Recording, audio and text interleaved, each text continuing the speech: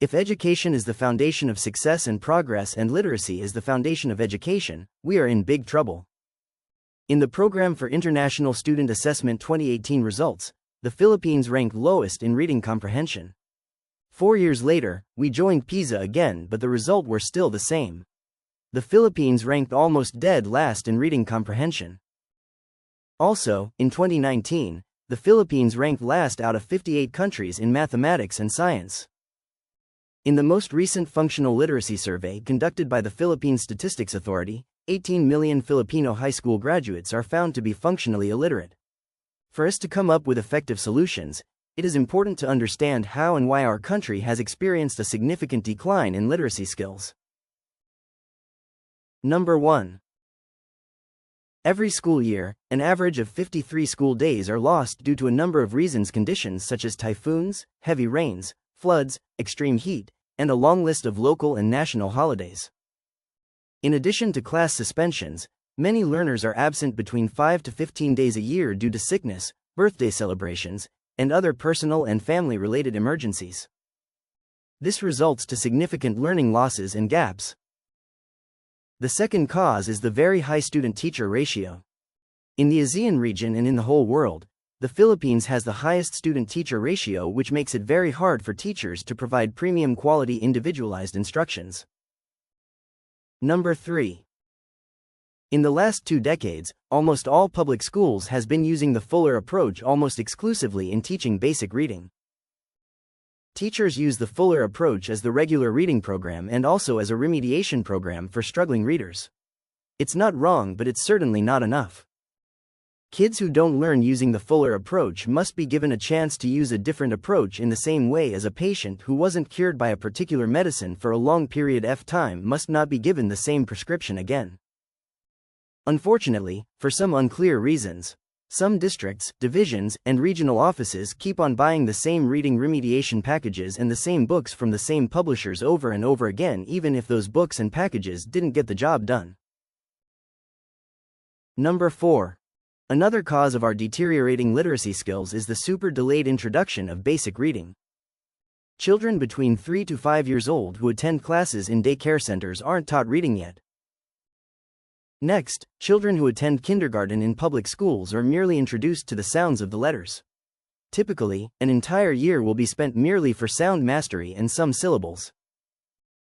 When kids in the public school system reach the first grade, they are usually introduced to Filipino reading using the Marungko approach. The Marungko approach is a super extended approach in teaching basic Filipino reading where kids are limited to learning the sound of a single letter each week. In other words, it takes anywhere between 24 to 27 weeks to learn complete basic Filipino reading alone using the Marungko approach. When kids reach the second grade, they usually start learning basic English reading using the Fuller approach. The problem here is that Marungko and Fuller are technically and structurally incompatible. 80% of reading lessons kids learn in grade 1 won't fit nicely into the Fuller approach. Meaning, instead of just continuously improving the reading skills they acquired in grade 1, they have to go back to square one. Looking at the way reading is taught in the public school system, there is obviously a clear and seemingly unnecessary delay in teaching basic reading. In the private school system, however, learners are taught how to read as early as the nursery stage.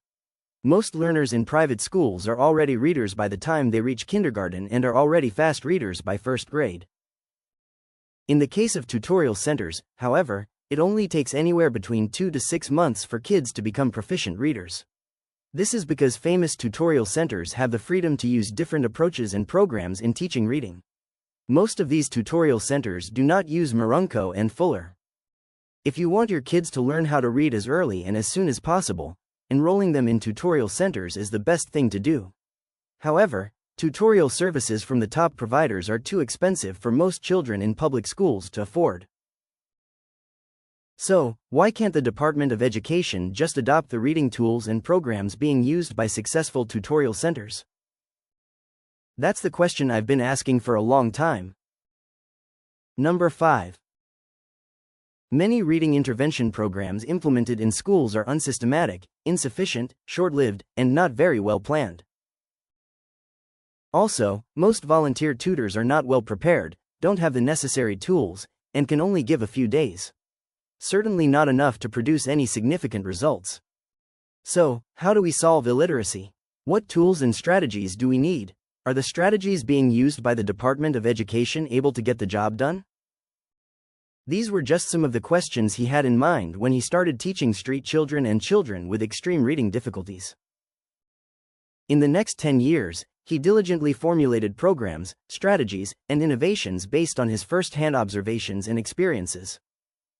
After years and years of research and actual reading sessions with the worst cases of non-readers, he has finally developed one of the best DIY teacherless reading remediation programs in the country. In the past 10 years, he has already trained more than 5,000 reading volunteers and has also conducted more than 300 seminars for more than 5,000 teachers across the country. To date, the DIY reading program he created has already helped tens of thousands of learners in the entire country. At long last, the much-awaited cure for illiteracy is already here.